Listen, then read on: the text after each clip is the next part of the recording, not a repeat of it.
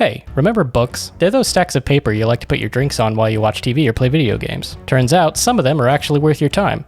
Some of them. With Hollywood refusing to pay writers and Disney recycling hot garbage, now might be a good time to pick up one of those soggy, pictureless paperbacks.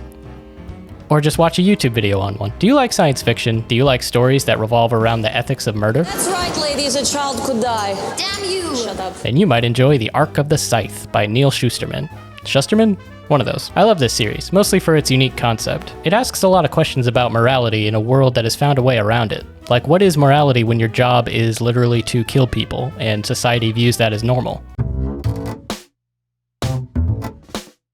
The Scythe books take place in a utopian future where death, along with all ailments and diseases, has been cured by medical science. Dealing with medievalism here.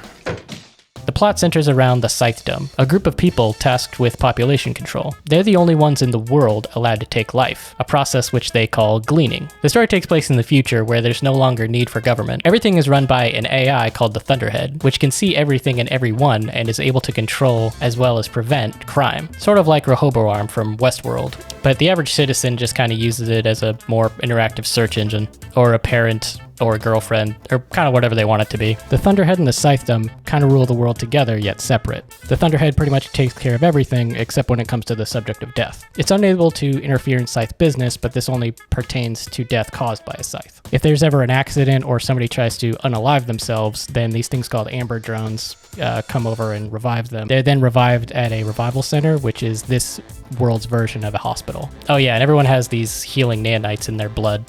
Very convenient. The Scythedom is sort of like a death cult. They have a list of rules that sort of act like commandments. They wear robes with flashy colors and some with diamonds to flaunt their status. They are each meant to pick a patron historic as their new name when they complete their training as a scythe. Almost like they've been born again, and after which they're not really allowed to choose another profession. In fact, when they do decide that their time is up, they're expected to self-glean, which is kind of like a samurai committing seppuku.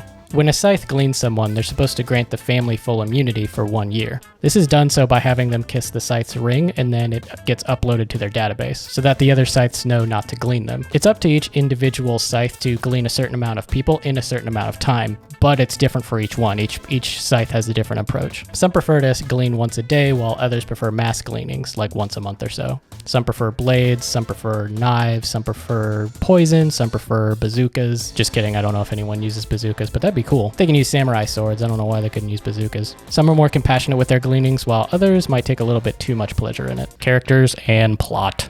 Our protagonists are Rowan and Citra, two teenagers who are scythe apprentices under the tutelage of a veteran scythe known as Faraday. He takes them along on his gleanings and shows them the proper way to take life as he sees it. Although some members of the Scythedom are a little upset that Faraday decided to take two apprentices at the same time. Apparently this breaks one of their many rules. It's suggested that the succeeding scythe glean the rejected one after the training is complete.